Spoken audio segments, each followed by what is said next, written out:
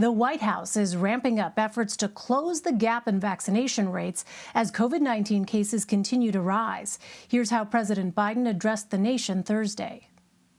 And I hope all Americans who live in areas with substantial or high case rates will follow the mask guidance that's being laid down by the CDC.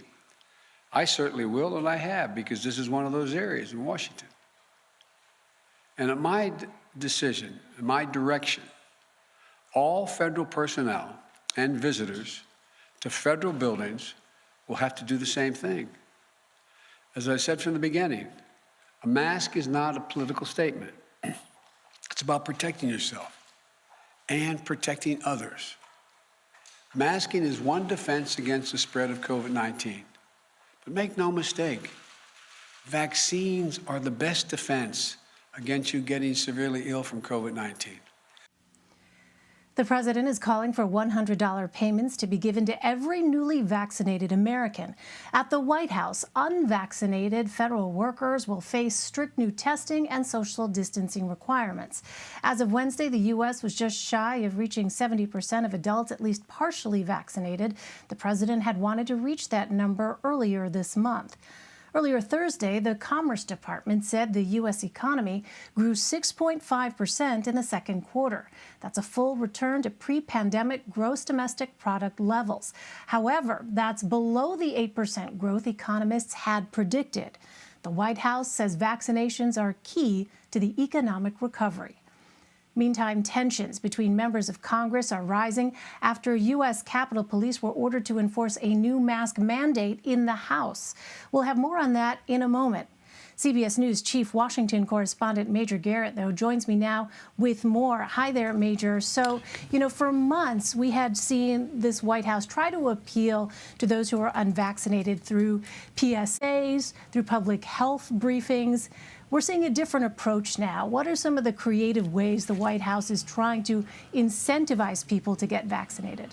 Well, it's an important point, Elaine, and for 6 months, this administration was devoted entirely to the availability of the vaccine, the distribution of that vaccine, and persuasive rhetoric to Americans to get in line and get their jabs or get in their car and drive to a place where they could get their shot. Those days are now taking a backseat to a new combination of incentives, but for the first time, and this is really important, Elaine, disincentives. The disincentives are as follows. If you're a federal employee or a federal contractor, and that's millions of people who work in this country, you're going to have to be tested regularly if you're not vaccinated. You're going to have to wear a mask inside work. You're going to have to be socially distanced from your coworkers, and you're going to travel less. And the White House believes that that edict for federal employees and contractors will radiate through the private sector, demonstrably changing the lives of people who work who are not vaccinated, sending them a very strong signal. That's not an incentive, Elaine. These are now disincentives. Your life will get worse, harder, more onerous in terms of protocols that you're going to have to live up to continue to carry out your job. This is a new tactic by the administration because it has learned the hard way that persuasion, availability, and distribution simply were not enough. And Elaine, it's worth underscoring, the White House did not expect or want to be in the place it finds itself now. 25 days ago, on July 4th, President Biden said, this virus no longer controls our lives. It no longer paralyzes us as a nation. We're not talking about paralysis or control, but we are talking about reimposing things that the White House believed it had put behind us and the nation had put behind us, specifically the entire trench warfare argument about masks. They're now back in vogue because of the CDC recommendations. It's worth noting in May, the CDC said, hey, no masks for the vaccinated. But that wasn't how the country heard it. The country heard it as no masks at all. And that complicated everything in the ensuing couple of months, placing the White House unexpectedly, unhappily. And the president said himself at the end of the remarks, I know it's frustrating. I know it feels exhausting. I guarantee you there are those in the White House who feel frustrated and exhausted as well. Yeah, and so I want to dig into that a bit more when it comes to the political backlash, Major, because we've been seeing this play out now for weeks. Questions about masking for unvaccinated people. Why is it that that is necessary? And the science is still very much evolving with respect to those breakthrough cases, for instance, in our understanding of how contagious a vaccinated person who gets COVID might be. There are all kinds of unanswered questions. And it's a nuanced discussion. The messaging, as you point out, has been difficult or problematic, I think it's fair to say, for these public health agencies. Tell us about that political backlash that, as a consequence, the White House has been facing. Right. Politics is a reflection of how people feel those in government are either helping them or hindering them. That's a general statement. That's a meta observation about how politics works. People feel the government is either helping them or making their lives miserable. Well, in this case, we have a mixture of both. People say, hey, I have a vaccine. It's available. It's free. It's accessible. I've got it. I'm happy. People feel there's a mask mandate. I don't want to wear a mask. I feel it's an imposition on me. Or the vaccine I'm still not sold on, and yet you're constantly hectoring me to get a vaccine. It comes at them in both ways.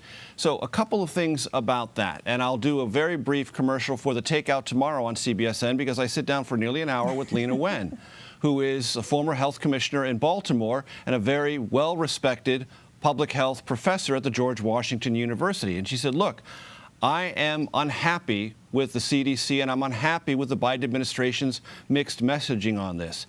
She said, in May, we should not have told the country, take your masks off. We should have said, testing is going to be ramped up, vaccinations are going to be prioritized, and we're going to put in place these disincentives, she would argue, on behalf of mandates sooner. Why? Because in her opinion, and she has data to back this up in the city of Baltimore, mandates change behavior. They take all the fence sitters and put them in the vaccinated category. And she says America simply has too many fence sitters when it comes to vaccinations. And she said, if you want to avoid the dog-eat-dog, intense politics over masks, prioritize vaccinations. And I think it was very important on this political question, Elaine, that for the first time, President Biden credited a Republican administration. He didn't say the Trump administration, but at least he said a Republican administration for creating the vaccine. And then he name-checked Senate Republican leader Mitch McConnell as being an advocate all along for vaccines. And he name-checked Kay Ivey, the Republican governor of Alabama, talking about the necessity to get vaccinated. Bringing Republicans into the conversation from the bully pulpit of a Democrat Biden-led White House is a new approach. It's probably not too late, but it's later than it should have been. I've always been astonished that this administration has been unwilling to say, look, Trump supporters, your president created this vaccine. He deserves tremendous credit for that. We're not going to talk about anything else he did, but that thing he did right. And because he did that right, that should increase your level of confidence. Until now, they've been reluctant to do that, but the president at least laid down that rhetorical marker today. All right, I'm really looking forward to the next episode of The Takeout. Major Garrett for us. Major, thank you. You got it. For more, let's bring in Sarah Mucha and Mike Debonis. Sarah is a political reporter for Axios, and Mike is a congressional reporter for The Washington Post. So, Mike, as we mentioned, tensions on Capitol Hill have reached a boiling point following new mask mandates. I want to play a video that Republican Congresswoman Nancy Mace of South Carolina posted on Twitter earlier. In the tunnels this morning, socially distant from anybody else. I had COVID. I've had 2 vaccinations. I'm washing my hands. I'm even wearing my mask inside the chamber, but I'm not going to wear it anywhere else. So, Madam Speaker, come and get me. So how are both sides framing the partisan battle over public health? Thanks, Elaine. Well, I think it's a lot like we've seen in all these other different settings. It's, it's Democrats talking about health and science, and it's Republicans talking about government overreach, personal freedom. I'm sitting here, maybe 30 yards from the Senate floor where just a few minutes ago, Senator Mike Lee and Senator Ted Cruz went to the floor to give a long diatribe about these new mask mandates. and against vaccination mandates and called them an affront to personal freedom. You had a bunch of House members come over from the House to the Senate side to make a point about the new mask mandate that's been reinstituted here in the Capitol. These are, falling along very familiar lines, and it's we're now 18 months into this pandemic, and there's no sign that politicization, that political polarization is decreasing. In fact, it only seems to be increasing. Yeah, so Sarah, it's interesting because against that backdrop, you have this bipartisan infrastructure deal now opened for debate. How do lawmakers say that this package is going to impact people's lives, and when might we see a final vote on the bill? Yeah, that's right. It's a $1 trillion bill, and there's $550 billion in new federal spending that would go toward things like expanding broadband access. There's billions of dollars going toward improving the electric grid. There's even more money going toward modernizing public transit and building new bridges or updating new bridges. That's all going to be paid for in part by some repurposed funds that were used in the emergency funding for coronavirus. So over $200 billion of that money is going to now be repurposed toward paying for all of these new infrastructure projects. But on timeline, the bipartisan group signaled that they're open to allowing amendments. Now that means that any senator can offer their opinion, what they might want to change in this bill. So that could take some time. And then once that's all wrapped up here on the Senate side, it'll head over to the House, where right now we're seeing a little bit of chaos. House progressives have signaled very loudly and very clearly that they will not pass that bipartisan bill if it doesn't come along with a reconciliation package, including all of those other infrastructure or things that rather Democrats are calling infrastructure, such as child care and climate change efforts. Now, I spoke to Congresswoman Alexandria Ocasio-Cortez this afternoon, and she said they will tank the bill if it doesn't come along with that reconciliation package. Speaker Pelosi, of course, backs the progressives. She said that she will not bring the bipartisan bill up for a vote unless it comes along with that reconciliation package. So while they have made some substantial progress, I feel, we're finally here. We kept asking, when is this bipartisan bill going to get passed? There are still some roadblocks on the way to getting it finally and fully passed. Yeah, I mean, so on that reconciliation bill, Mike, there were concerns that the infrastructure bill could be sidelined in the House for months while Democrats work on that reconciliation bill. They do plan on passing it without Republican support. So Senators Joe Manchin and Kyrsten Sinema have been the ones to win over on the Democratic side. So where do they stand now? Well, they've said that they're ready to move forward with the first step on the reconciliation bill, which is to, pass a budget resolution. It's, kind of a complicated process, but they're on board for at least starting it. First, they have to get through passing the bipartisan bill. That's going to be a process that's probably going to go into next week, maybe beyond that. But right now, they are on board with the plan, the two-track strategy that Chuck Schumer and the White House have laid out to sort of navigate the political straits, the very complicated political straits that account for the divisions inside the Democratic caucus, the rules of the Senate, where you need 60 votes to pass some legislation, you need 51 votes to pass other types of legislation. They're trying to navigate all of that, and so far, everybody is in the Democratic caucus is on board with that. We'll see if that lasts into next week, beyond that. But right now, so far, things are on track. All right, turning to another topic, Sarah, Democrats from Texas testified before a House subcommittee Thursday. They're calling for federal intervention to protect voting rights. They fled their state earlier this month to delay a vote on restrictive voting measures there. And a new CBS News poll finds a majority of Americans feel federal oversight is necessary to make sure minorities have the same access to voting as white people. So, Sarah, what is the status of that legislation in Texas? And is the White House committing to help? That's right. As you mentioned, these House Democrats in Texas, they have all been kind of posted up in Washington, sitting out that vote that could happen in session in Texas, in their Congress there.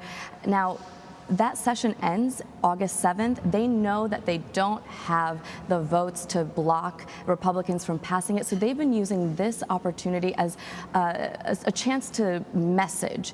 They've been meeting with members of Congress, as you mentioned. They testified before the House today yet again. They met with Vice President Kamala Harris.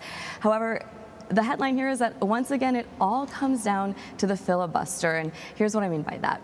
The Senate, as you mentioned, is passing and on track to pass the infrastructure bill. So Democrats think that this is a good time to bring up that voting rights legislation. However, they're going to need 60 votes to pass it. You're going to be hard-pressed to find Republicans who will support any sort of drastic voting rights measures. And they are having a difficult time breaking through the filibuster in order to get just 50 votes because Senators Manchin and Kyrsten Sinema are not open to breaking that filibuster. These Texas Democrats have yet to meet with President Joe Biden. They've expressed some consternation about that. So while the president does support enacting sweeping voting rights legislation, that's one thing that they're looking for. And of course, we'll be looking at the Senate as they hope to pass yet another voting rights bill soon. All right. Well, yeah, Mike, last month, Senate Republicans blocked a vote on Democratic legislation that would overhaul U.S. elections. What can you tell us about efforts to keep the For the People Act alive? We expect in the next few days, perhaps early next week, maybe as soon as tomorrow, for Senate Democrats to release a new draft bill, one that is probably narrower than what we saw Republicans reject back in June.